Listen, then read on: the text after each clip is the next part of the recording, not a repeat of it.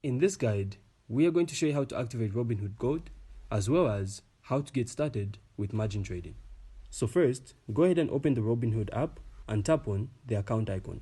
From there, go ahead and select Robinhood Gold. And once you do, you can then choose your subscription plan, which is just around $5 a month.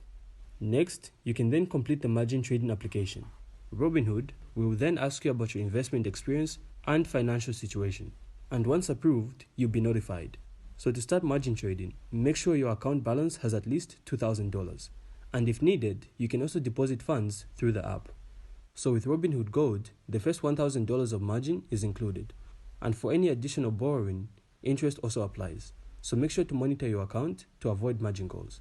Remember, margin trading can amplify both gains and losses. So always manage your risk and enjoy the benefits of Robinhood Gold. So that's all we have for this video. And if you found this insightful, please go ahead and leave a like, comment, subscribe, and we'll see you on the next one.